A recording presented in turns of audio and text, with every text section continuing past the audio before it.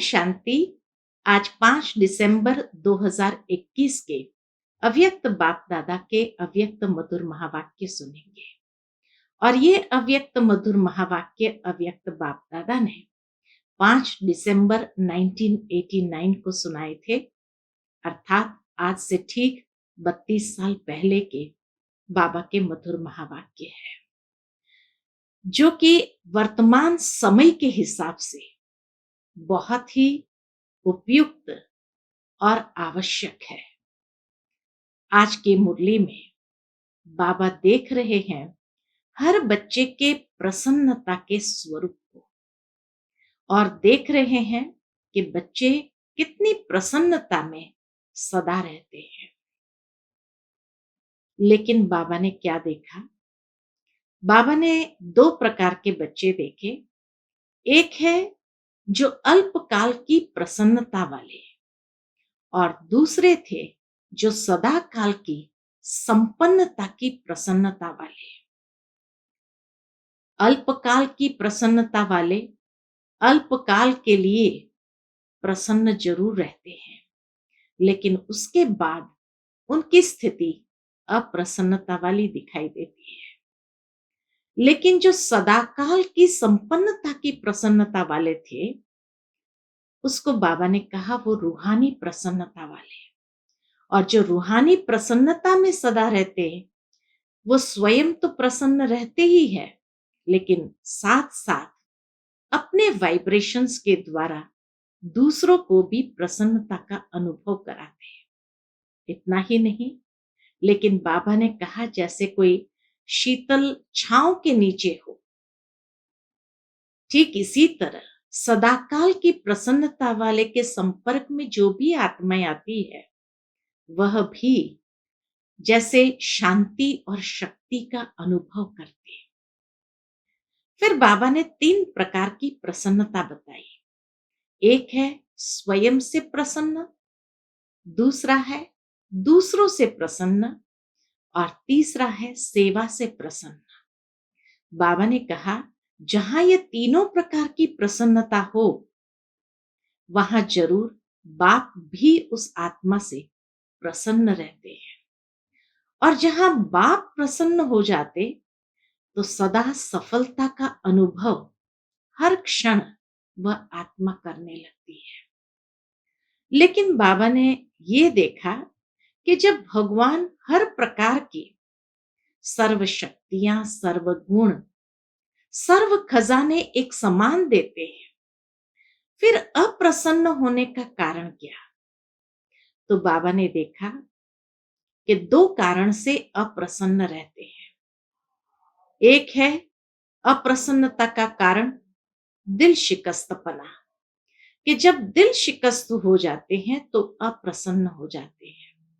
और दूसरा कारण बाबा ने देखा कि जब दूसरे के भाग्य को देख करके ईर्ष्या में आ जाते हैं, तो भी अप्रसन्न हो जाते हैं। तो इसीलिए बाबा कहे संगम युग में ये हर आत्मा को विशेषता रूपी वरदान प्राप्त है। प्रसन्नता का आधार है कि बाबा के द्वारा संगम युग पर हर किसी को कोई ना कोई विशेषता का वरदान अवश्य मिला है। इसीलिए बाबा कहे दिल शिकस्त होने की आवश्यकता नहीं, या दूसरे के पाठ को या भाग्य को देखकर ईर्ष्या में आने की भी जरूरत नहीं, लेकिन अपनी विशेषता को यथार्थ रीति सेवा में यूज करते हैं, उतने ही वो वृद्धि को प्राप्त होने लगती है। और जैसे वृद्धि को प्राप्त होती है, तो एक विशेषता अनेक विशेषताओं को जैसे कि आकर्षित करती है। इसी से जीवन के अंदर विशेषताओं से संपन्न होने लगते हैं।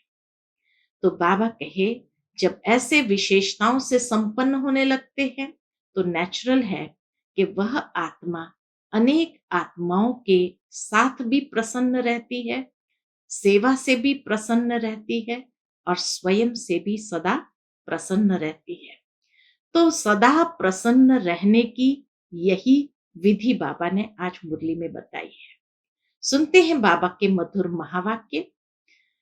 ओम शांति। आज के मुरली का विषय है सदा प्रसन्न कैसे रहे। आज बाप दादा चारों ओर के बच्चों को देख रहे थे। क्या देखा? हर एक बच्चा स्वयं हर समय कितना प्रसन्न रहता है। ये बाबा देख रहे थे कि हर एक बच्चा स्वयं हर समय कितना प्रसन्न रहता है, साथ साथ दूसरों को स्वयं द्वारा कितना प्रसन्न करते हैं। एक तो कितना प्रसन्न रहता है और दूसरों को कितना प्रसन्न करते हैं। ये दो चीज बाबा देख रहे थे। क्यों?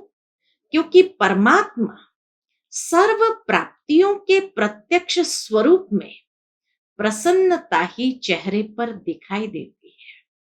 सचमुच में अगर मुझे परमात्मा द्वारा सर्व प्राप्तियां हुई है तो उसका प्रत्यक्ष स्वरूप क्या होगा? उसका प्रत्यक्ष स्वरूप प्रसन्नता चेहरे पर जरूर दिखाई देती है। फिर बाबा कहे प्रसन्नता ब्राह्मण जीवन का विशेष आधार है। दो प्रकार की प्रसन्नता बाबा बताते हैं कि जब प्रसन्नता ब्राह्मण जीवन का आधार है तो फिर कौन सी प्रसन्नता होनी चाहिए? अल्पकाल की प्रसन्नता और सदा काल की संपन्नता की प्रसन्नता। इसमें रात दिन का अंतर है। प्रसन्नता ही ब्राह्मण जीवन का आधार है, लेकिन एक है अल्पकाल की प्रसन्नता और दूसरी है सदा काल की संपन्नता की प्रसन्नता। उसमें रात दिन का अंतर है। सबसे पहले बाबा ने बताया अल्पकाल की प्रसन्नता। अल्पकाल के प्राप्ति वाले के चेहरे पर थोड़े समय के लिए दिखाई जरूर देती है। अल्पकाल की प्रसन्नता थोड़े समय के लिए चेहरे पर जरूर दिखाई देती है, लेकिन रूहानी प्रसन्नता जो सदा काल की संपन्नता की प्रसन्नता है, उसको बाबा ने कहा रूहानी प्रसन्नता। रूहानी प्रसन्नता स्वयं को तो प्रसन्न करती ही है, परंतु रूहानी प्रसन्नता के वाइब्रेशंस अन्य आत्माओं तक भी पहुंचते हैं। अन्य आत्माएं भी शांति और शक्ति की अनुभूति करती है।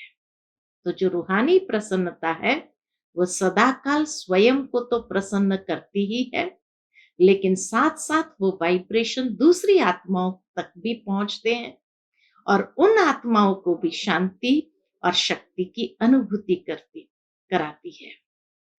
मिसाल देते हैं बाबा, जैसे फलदायक वृक्ष अपने शीतलता की छाया में थोड़े समय के लिए मानव को शीतलता का अनुभव कराता है और मानव प्रसन्न हो जाता है, ऐसे परमात्मा प्राप्तियों के फल संपन्न रूहानी प्रसन्नता वाली आत्मा दूसरों को भी अपने प्राप्तियों की छाया में तन मन की शांति और शक्ति की अनुभूति कराती है।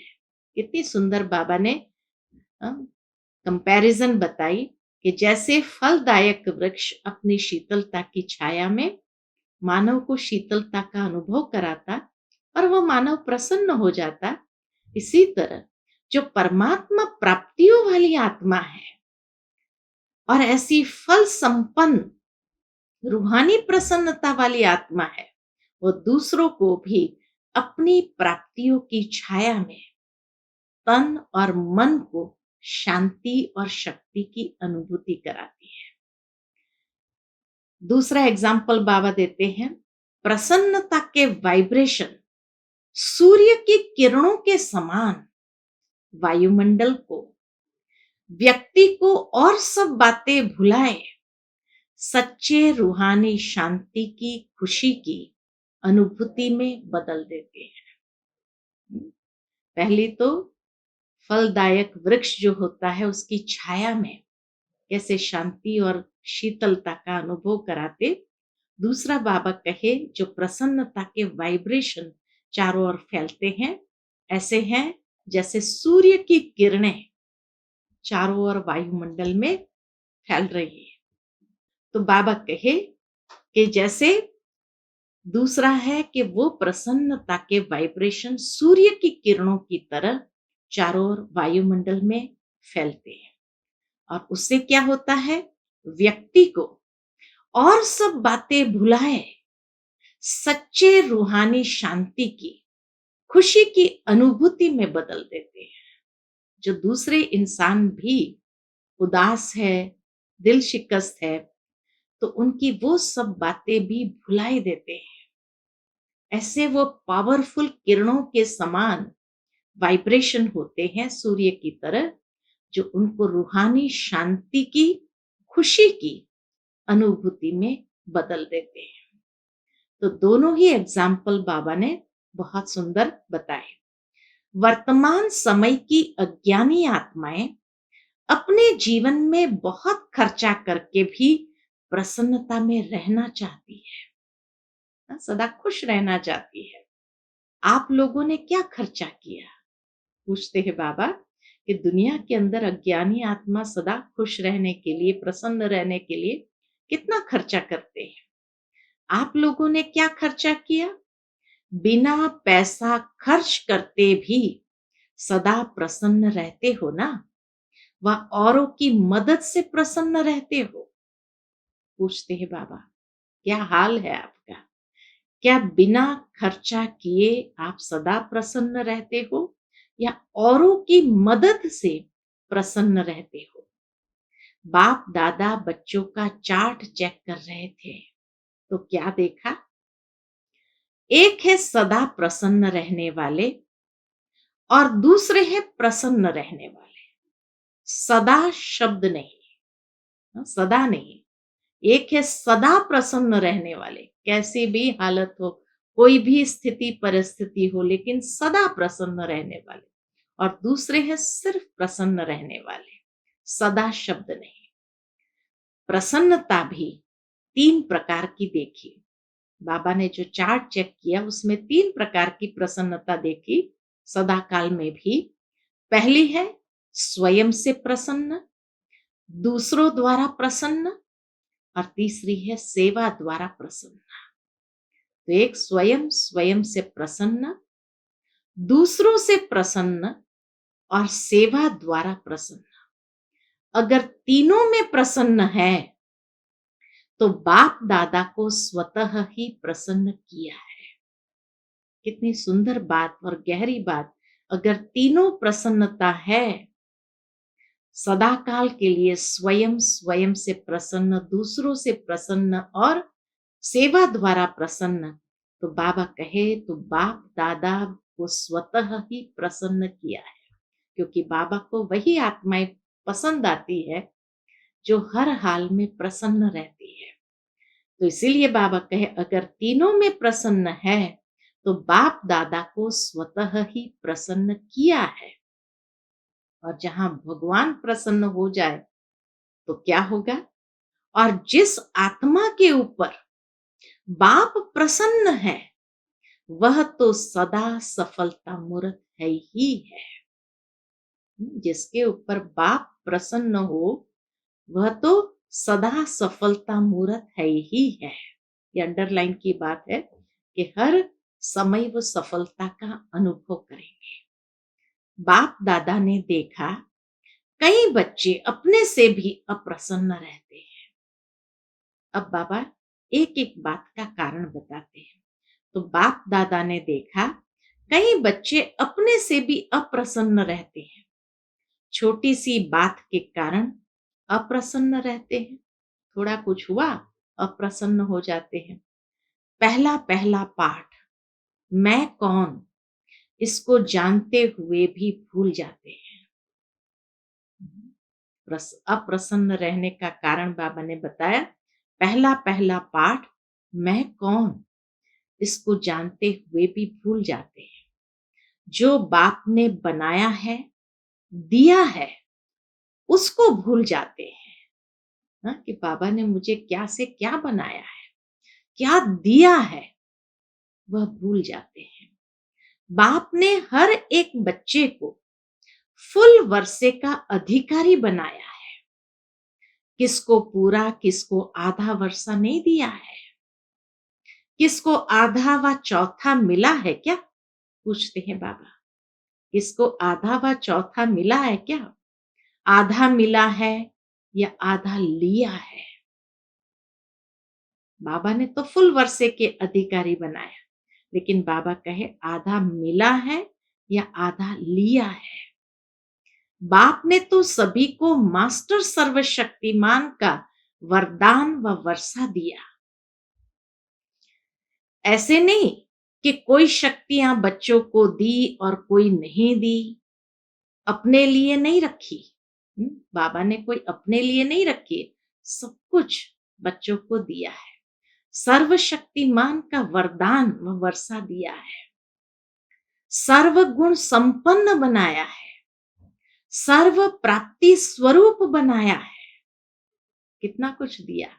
मास्टर सर्वशक्तिमान बनाया, सर्व गुण संपन्न आत्मा बनाया, सर्व प्राप्ति स्वरूप बनाया। लेकिन बाप द्वारा जो प्राप्तियां हुई है उसको स्वयं में समा नहीं सकते। कारण क्या हुआ अप्रसन्नता का?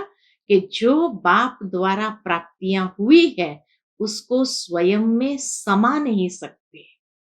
अर्थात आधा ही लिया कहेंगे, पूरा तो लिया नहीं, अपने में समाया नहीं, तो बह गया, चला गया। जैसे बाबा मिसाल देते हैं, जैसे स्थूल धन व साधन प्राप्त होते भी खर्च करना न आवे, वह साधनों को यूज करना न आए, तो प्राप्ति होते भी उससे वंचित रह जाते हैं। जैसे स्थूल धन व साधन होते हुए भी खर्च करना न आए, यूज करना न आए, तो होते हुए भी वंचित रह जाते हैं। ऐसे सब प्राप्तियां व खजाने सबके पास है, लेकिन कार्य में लगाने की विधि नहीं आती है और समय पर यूज करना नहीं आता है। फिर कहते हैं मैं समझती थी यह करना चाहिए, यह नहीं करना चाहिए, लेकिन उस समय भूल गया। तो है सबके पास, लेकिन उसको बाबा कहे यूज करना नहीं आता है। अभी समझती हूं कि ऐसा नहीं होना चाहिए, रियलाइजेशन भी होता है कि अभी समझती हूं कि ऐसा नहीं होना चाहिए। उस समय एक सेकंड भी निकल गया तो सफलता की मंजिल पर पहुंच नहीं सकते, क्योंकि समय की गाड़ी निकल गई। बहुत गहरी बात यहां बाबा ने समझाई है कि अगर माना कि ऐसे ही यूज नहीं किया और भूल गए, फिर समझते हुए, लेकिन समय की गाड़ी तो निकल गई ना, तो वो समय वापस तो नहीं आएगा, तो सफलता की मंजिल पर तो पहुंचेंगे नहीं। तो इसीलिए बाबा कहे उस समय एक सेकंड भी निकल गया तो सफलता की मंजिल पर पहुंच नहीं सकते, क्योंकि समय की गाड़ी निकल गई। चाहे एक सेकंड लेट किया, चाहे एक घंटा लेट किया, समय निकल तो गया ना। समय तो चला गया, वो समय वापस तो नहीं आएगा। और इसीलिए फिर बाद में अगर रियलाइजेशन भी हुआ तो क्या फायदा। और जब समय की गाड़ी निकल जाती है तो फिर स्वयं से दिल शिकस्त हो जाते हैं। तो स्वयं से अप्रसन्न रहने का कारण दिल शिकस्ती क्यों होती है? कि समय पर वो खजाने को यूज करना नहीं आया, समय की गाड़ी निकल गई, तो सफलता की मंजिल पर जब नहीं पहुंचे तो नेचुरल है दिल शिकस्त अवश्य होंगे। तो बाबा कहे जब समय की गाड़ी निकल जाती है तो फिर स्वयं से दिल शिकस्त हो जाते हैं और अप्रसन्नता के संस्कार इमर्ज होते हैं। फिर क्या कहते हैं? मेरा भाग्य ही ऐसा है, मेरा ड्रामा में पार्ट ही ऐसा है। पहले भी सुनाया ना, स्व से अप्रसन्न रहने के मुख्य दो कारण होते हैं। स्वयं से अप्रसन्न रहने के मुख्य दो कारण है। कौन से कारण? एक, दिल शिकस्त होना, और दूसरा कारण होता है दूसरों की विशेषता, भाग्य व पाठ को देख ईर्ष्या उत्पन्न होना। ये दो कारण बाबा ने बताया स्वयं से अप्रसन्न होने का। एक तो दिल शिकस्त होना, क्योंकि सफलता की मंजिल नहीं मिली, और दूसरा, दूसरे के भाग्य को देख करके ईर्ष्या उत्पन्न होना। हिम्मत कम होती है, ईर्ष्या ज्यादा होती है। दिल शिकस्त भी कभी प्रसन्न नहीं रह सकता। जो अंदर ही अंदर दिल शिकस्त है, उदास है, वो प्रसन्न कैसे रह सकता है? इसलिए बाबा कहे दिल शिकस्त भी कभी प्रसन्न नहीं रह सकता, और ईर्ष्या वाला भी कभी प्रसन्न नहीं रह सकता, क्योंकि दोनों हिसाब से ऐसी आत्माओं की इच्छा कभी पूर्ण नहीं होती। दिल शिकस्त और ईर्ष्या दोनों ही प्रकार की आत्माओं की इच्छा कभी पूर्ण नहीं होती, और इच्छाएं अच्छा बनने नहीं देती, इसलिए प्रसन्न नहीं रहते हैं। अच्छा माना प्रसन्न। तो इच्छाएं जब पूरी नहीं होती है ईर्ष्या के कारण, तो वो अच्छा बनने नहीं देती है, अर्थात प्रसन्न नहीं रहते। प्रसन्न रहने के लिए सदा एक बात बुद्धि में रखो। कितनी सुंदर बात अभी मास्टर की बाबा हम बच्चों को दे रहे हैं कि प्रसन्न रहने के लिए सदा एक बात बुद्धि में रखो कि ड्रामा के नियम प्रमाण संगम युग पर हर एक ब्राह्मण आत्मा को कोई ना कोई विशेषता मिली हुई है। यह है मास्टर कि प्रसन्न रहने के लिए ड्रामा के नियम प्रमाण संगम युग पर हर एक ब्राह्मण आत्मा को कोई ना कोई विशेषता मिली हुई है। चाहे माला का लास्ट 16,000 वाला दाना हो, उसको भी कोई ना कोई विशेषता मिली हुई है। उनसे भी आगे चलो, 9 लाख जो गाए हुए हैं, उन्हें भी कोई ना कोई विशेषता मिली हुई है। अपनी विशेषता को पहले पहचानो। बाबा क्या कहे? अपनी विशेषता को पहले पहचानो। अभी तो 9 लाख तक पहुंचे ही नहीं हो, तो ब्राह्मण जन्म के भाग्य की विशेषता को पहचानो और कार्य में लगाओ, तब वो विशेषता वृद्धि को पाएगी। तो इसीलिए बाबा कहे अपने भाग्य की विशेषता को पहचानो और कार्य में लगाओ। सिर्फ दूसरे की विशेषता को देख करके दिल शिकस्त व ईर्ष्या में नहीं आओ, लेकिन अपनी विशेषता को कार्य में लगाने से एक विशेषता फिर और विशेषताओं को लाएगी। वो विशेषता को जितना कार्य में लगाते जाएंगे, तो वो विशेषता ही ऐसी मैग्नेट बन जाएगी जो दूसरी विशेषता को भी खींच करके ले आएगी। एक के आगे, उदाहरण देते हैं बाबा, एक के आगे बिंदी लगती जाएगी तो कितने हो जाएंगे? एक को एक बिंदी लगाओ तो 10 बन जाता, और दूसरी बिंदी लगाओ तो 100 बन जाएगा, तीसरी लगाओ तो, यह हिसाब तो आता है ना? पूछते हैं बाबा। तो जितना विशेषता को कार्य में लगाओ, सेवा में लगाओ, उतना वो वृद्धि को प्राप्त होता जाता है। कार्य में लगाना अर्थात बढ़ना। दूसरों को नहीं देखो, अपनी विशेषता को कार्य में लगाओ। जैसे देखो, बाप दादा सदा भोली भंडारी, भोली दादी थी यज्ञ के अंदर, जो सारा भंडारा बाबा का संभालती थी। तो बाप दादा सदा भोली भंडारी यानी भोली दादी का मिसाल देता है। महारथियों का नाम कभी आएगा लेकिन इनका नाम आता है। सभी दादियों में भोली दादी का नाम भी जरूर आता है। जो विशेषता थी वह कार्य में लगाई, चाहे भंडारा ही संभालती है, लेकिन विशेषता को कार्य में लगाने से विशेष आत्माओं के मिसल गाई जाती है और दादियों की तरह उनका भी गायन है। सभी मधुबन का वर्णन करते तो दादियों की भी बातें सुनाएंगे, तो भोली की भी सुनाएंगे। जो भी देश विदेश से आते थे मधुबन में, तो जब भी जाते थे तो सभी दादियों की पालना की बातें तो जरूर सुनाते, लेकिन उसमें भोली दादी की विशेषता भी जरूर सुनाएंगे। बाबा कहे भोली दादी भाषण तो नहीं करती, लेकिन विशेषता को कार्य में लगाने से स्वयं भी विशेष बन गई, दूसरे भी विशेष नजर से देखते। ये सबसे बड़ी प्राप्ति ये है कि जो विशेषता को कार्य में लगाया उसी के कारण वो विशेष भी बन गई और दूसरे भी विशेष नजर से देखते। तो प्रसन्न रहने के लिए क्या करेंगे?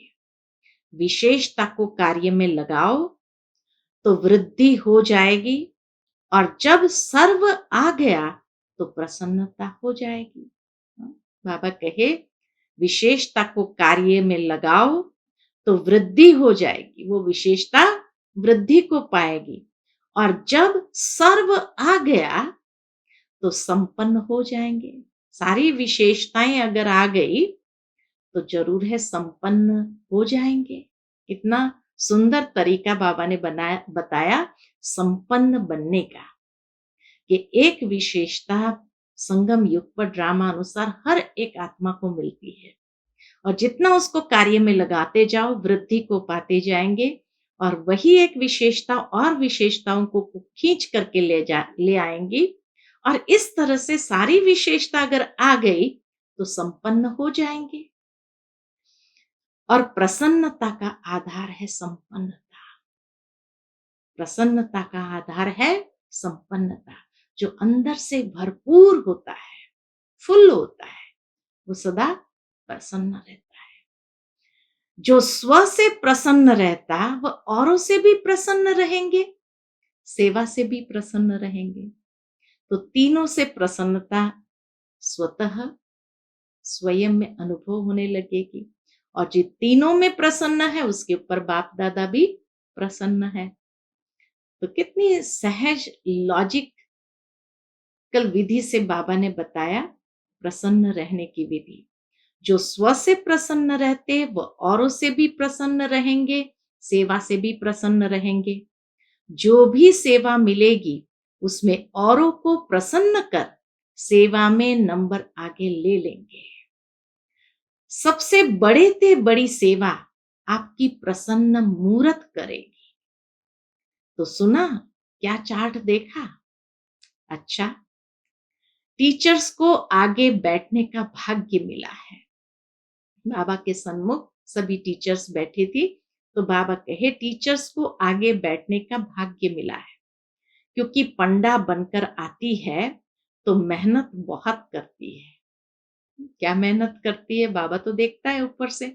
क्या मेहनत करती है? एक को सुखधाम से बुलाएंगी और दूसरे को विशाल भवन से बुलाएंगी। तो कभी सुखधाम दौड़ेगी, कभी विशाल भवन दौड़ेगी। मधुबन में एक्सरसाइज अच्छी हो जाती है। सेंटर पर तो पैदल करती नहीं है।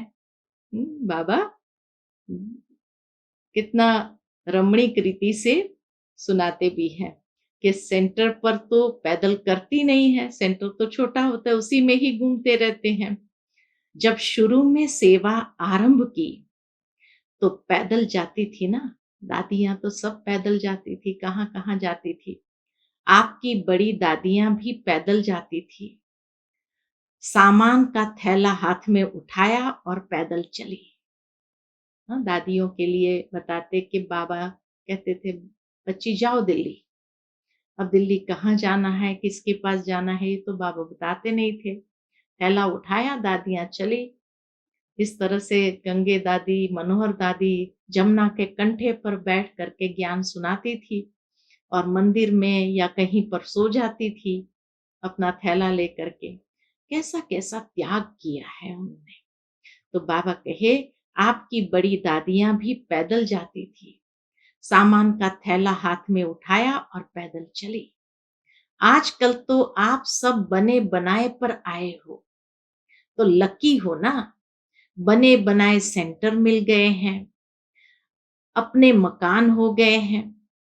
पहले तो जमुना घाट पर रही थी दादियां, जमुना घाट पर रही थी। एक ही कमरा, रात को सोने का, दिन को सेवा का होता था। लेकिन खुशी खुशी से जो त्याग किया, उसी के भाग्य का फल अभी खा रही है। आप फल खाने के टाइम पर आई हो। उन्हों त्याग और हमें भाग्य मिला। आप फल खाने के टाइम पर आई हो। बोया इन्होंने, खा आप रही हो। फल खाना तो बहुत सहज है ना। अब ऐसे फल स्वरूप क्वालिटी निकालो। बाबा कहे, जितना क्वालिटी फल खा रहे हो, ऐसे फल स्वरूप क्वालिटी आत्माओं को निकालो। समझा? क्वांटिटी, संख्या तो है ही, और यह भी चाहिए। 9 लाख तक जाना है तो क्वांटिटी और क्वालिटी दोनों चाहिए। लेकिन 16,000 की पक्की माला तो तैयार करो। अभी क्वालिटी की सेवा पर विशेष अंडरलाइन करो। हर ग्रुप में टीचर्स भी आती, कुमारियां भी आती है, लेकिन निकलती नहीं है। मधुबन अच्छा लगता है, बाप से प्यार भी है, लेकिन समर्पण होने में सोचती है। हाँ, तो बाबा खाली टीचर्स का नहीं सुनाते हैं, लेकिन कुमारियों का भी सुनाते। क्या कहते हैं बाबा? हर ग्रुप में टीचर्स भी आती, कुमारियां भी आती है, लेकिन निकलती नहीं है। मधुबन अच्छा लगता है, बाप से प्यार भी है, लेकिन समर्पण होने में सोचती है। जो स्वयं ऑफर करता है, वह निर्विघ्न चलता है। अब यहाँ एक गुह्य रहस्य बाबा ने बताया। जो स्वयं ऑफर करता है सेवा के लिए, वह निर्विघ्न चलता है। और जो कहने से चलता है, वह रुकता है फिर चलता है। वह बार बार आपको ही कहेंगे, हमने तो पहले ही कहा था, सरेंडर नहीं होना चाहिए। कोई कोई सोचती है, इससे तो बाहर रहकर सेवा करे तो अच्छा है। लेकिन बाहर रहकर सेवा करना और त्याग करके सेवा करना, इसमें अंतर जरूर है। जो समर्पण के महत्व को जानते हैं, वह सदा ही अपने को कई बातों से किनारा हो आराम से आ गए हैं, कई मेहनत से छूट गए। तो टीचर्स अपने महत्व को अच्छी रीति जानते हो ना। इसलिए बाबा कहे, जो समर्पण होता है वह कई बातों से स्वतः छूट गए, अनेक प्रकार की मेहनत से छूट गए। तो टीचर्स अपने महत्व को अच्छी रीति जानते हो ना। नौकरी और यह सेवा, दोनों काम करने वाले अच्छे व एक काम करने वाले अच्छे, उन्हों को फिर भी डबल पार्ट बजाना पड़ता है। प्रवृत्ति वालों को, गृहस्थियों को तो डबल पार्ट बजाना पड़ता है।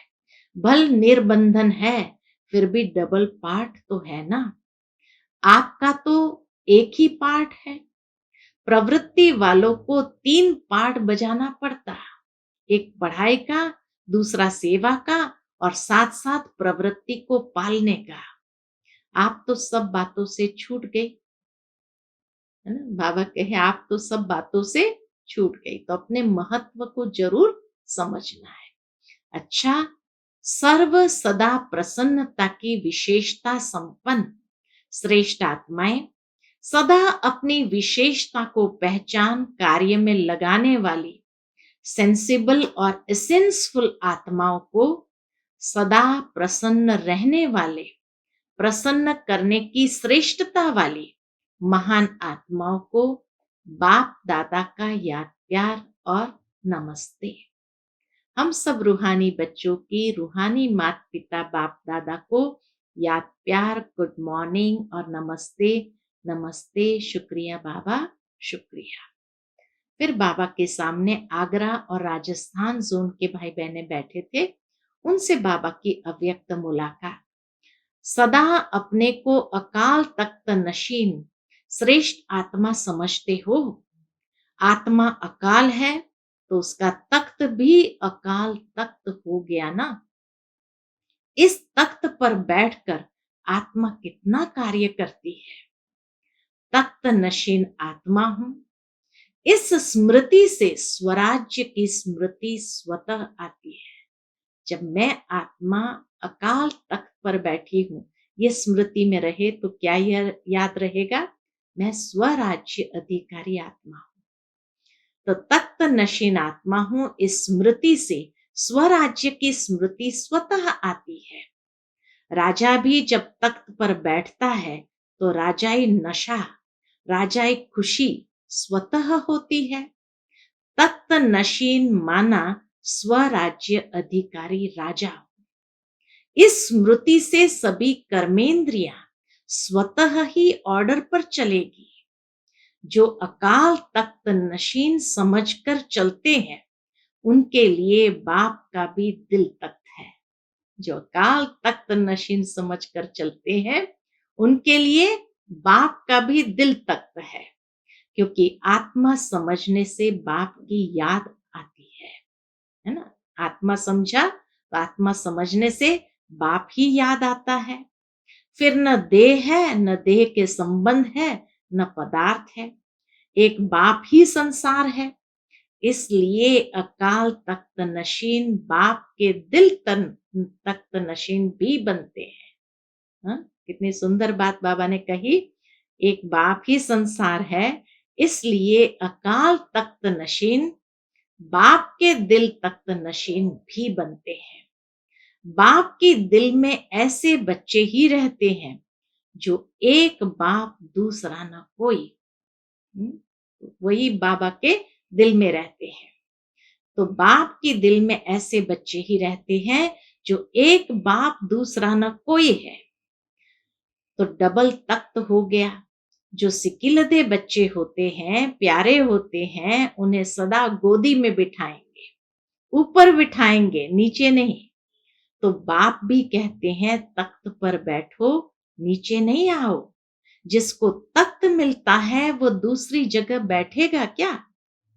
तो अकाल तख्त व दिल तख्त को भूल देह की धरनी में मिट्टी में नहीं जाओ।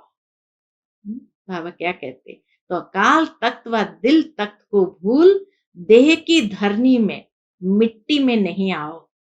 देह को मिट्टी कहते हैं ना। मिट्टी मिट्टी में मिल जाएगी ऐसे कहते हैं ना। तो देह में आना अर्थात मिट्टी में आना। जो रॉयल बच्चे होते हैं वह कभी मिट्टी में नहीं खेलते। परमात्मा बच्चे तो सबसे रॉयल हुए। तो तख्त पर बैठना अच्छा लगता है या थोड़ी थोड़ी दिल होती है मिट्टी में देख ले। बाबा कहे थोड़ी थोड़ी दिल होती है मिट्टी में भी देख ले। कई बच्चों की आदत मिट्टी खाने की व मिट्टी में खेलने की होती है। तो ऐसे तो नहीं है ना।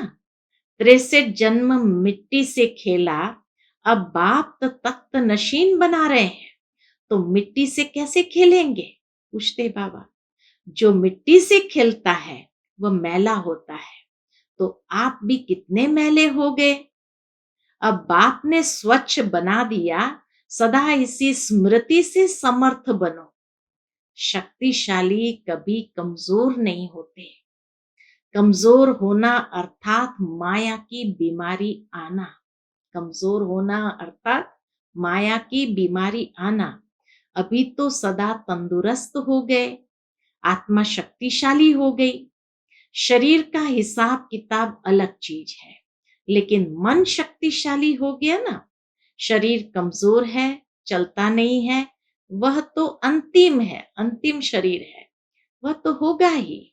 लेकिन आत्मा पावरफुल हो, शरीर के साथ आत्मा कमजोर न हो।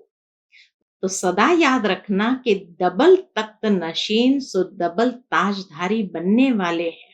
अच्छा, सभी संतुष्ट हो ना। संतुष्ट अर्थात प्रसन्न। सदा प्रसन्न रहते हो या कभी कभी रहते हो?